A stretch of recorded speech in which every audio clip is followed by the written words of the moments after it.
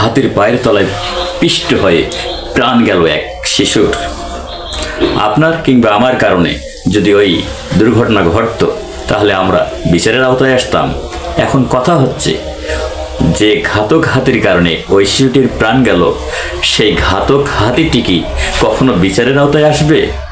তাকে বিচারের আওতায় নিয়ে আসার সক্ষমতা কি আমাদের সরকারের আছে? নিশ্চয় না। তাই কবি বলেছেন, বন্যেরা বনে সুন্দর, শিশুরা মাতৃ করে।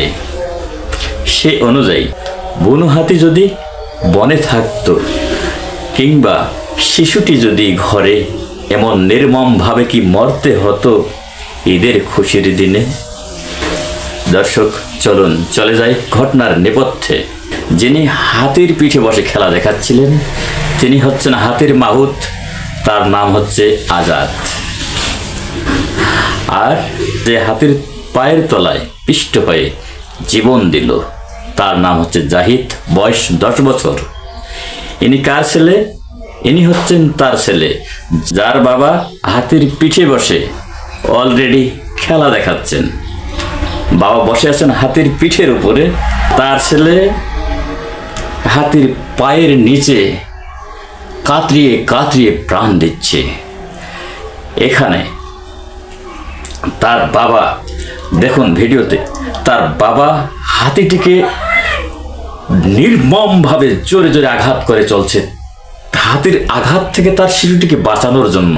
কিন্তু হাতির সেদিকে কোনো ভ্রুক্ষেপ নাই যে তার মাহুত, তার মনিব তার পিঠের উপরে বসে তার উপরে কিছু কমান্ড করতেছেন, সেদিকে হাতির কিঞ্চিত পরিমাণ কোনো ভ্রুক্ষেপ নাই।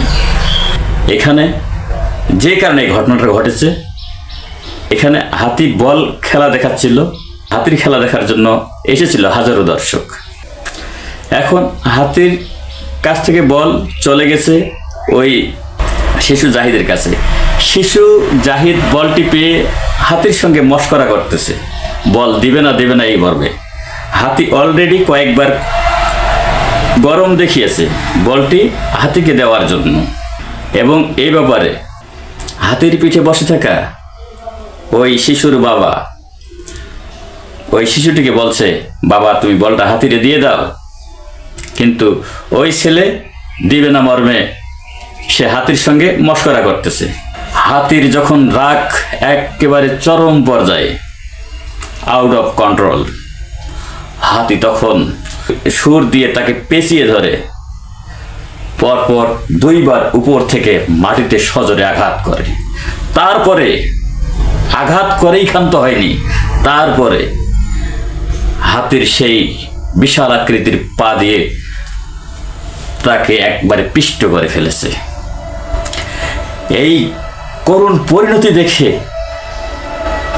উপরে বসে থাকা মাহুত, ওই শিশুর বাবা, হাতিটিকে কন্ট্রোলের জন্য, হাতিটির হাত থেকে ওই শিশুটিকে সেভ করার জন্য হাতির মাথায় সজোরে আঘাত করতেছে, আঘাতের পর আঘাত করে যাচ্ছে। যত আঘাতই করা হচ্ছে না কেন, কমান্ড দেওয়া হচ্ছে না কেন, হাতি কোনোটাই শুনতেছে না। হাতি নিয়াত করে বসেছে যেন ছেলেটিকে মেরে একেবারে শেষ করে ফেলবে।